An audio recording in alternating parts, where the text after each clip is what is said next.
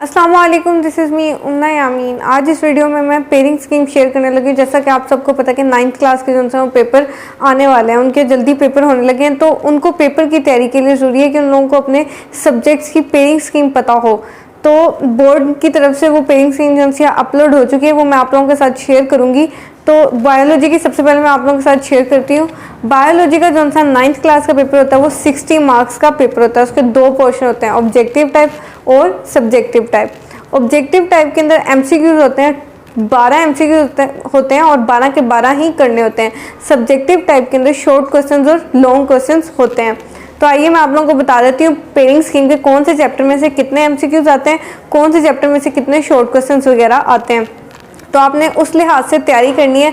हर chapter के ऊपर अपना वक्त बिल्कुल भी बर्बाद नहीं करना है, उन्हीं चैप्टर्स पर ज़्यादा तवज्जो देनी है जिसमें से ज़्यादा पेपर आएगा। ठीक है, तो सबसे पहले मैं आप लोगों को बता दूं एमसीक्यूज़ का। अगर मैं आप लोगों को बताऊं ऑब्जेक्टिव टाइप जो है उसमें 12 एमसीक्यूज़ आते हैं। तो चैप्टर नंबर 1 में से 2 एमसीक्यूज़ आते हैं, चैप्टर नंबर 2 में से 1 एमसीक्यूज़ आता है, चैप्टर नंबर 3 में से 1 एमसीक्यूज़ आता है, चैप्टर नंबर 4 में से 2 एमसीक्यूज़ आते हैं, चैप्टर नंबर 5 में से 1, चैप्टर नंबर 6 में से 1 एमसीक्यूज़, चैप्टर नंबर 7 में से 1 एमसीक्यूज़, चैप्टर नंबर 8 में से 1 एमसीक्यूज़, चैप्टर नंबर 9 में से 2 एमसीक्यूज़ आते हैं। यानी टोटल 12 एमसीक्यूज़ आते हैं और 12 के 12 ही अटेम्प्ट करने होते हैं और ये इजी होते हैं। मतलब अगर आप लोग पास पेपर कर लोगे, सारे के सारे पास पेपर कर लोगे, तो ये एमसीक्यूज़ आप लोगों से ईजिली हो जाएंगे। 100% नहीं तो लेकिन 99% एमसीक्यूज़ उनसे हैं वो पास पेपर में से ही आते हैं, रिपीट होते रहते हैं। ठीक है, अब बात करती हूँ सब्जेक्टिव टाइप की। तो सब्जेक्टिव टाइप में जो से पहले 3 क्वेश्चन जो से होते हैं वो शॉर्ट क्वेश्चन के होते हैं। ठीक है,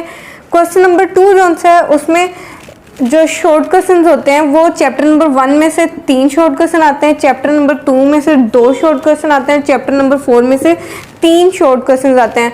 टोटल 8 क्वेश्चंस आपको दिए गए होते हैं। 8 में से आप लोगों ने 5 क्वेश्चन सिर्फ अटेम्प्ट करने होते हैं। ठीक है, 10 मार्क्स का एक शॉर्ट क्वेश्चन का पोर्शन होता है। तो आप लोग यूं भी कर सकते हो, ये 2 चैप्टर करके एक चैप्टर जो है स्किप कर सकते हो शॉर्ट क्वेश्चन के लिए।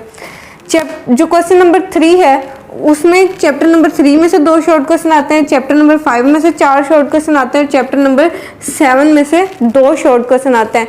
टोटल 8 क्वेश्चंस होते हैं, 8 में से 5 अटेम्प्ट करने होते हैं। तो आप लोग एक चैप्टर छोड़ के सिर्फ 2 चैप्टर्स के भी पास पेपर में से अच्छे तरीके से शॉर्ट क्वेश्चंस याद कर लेंगे तो आप लोगों से ये पोर्शन भी अटेम्प्ट हो जाएगा।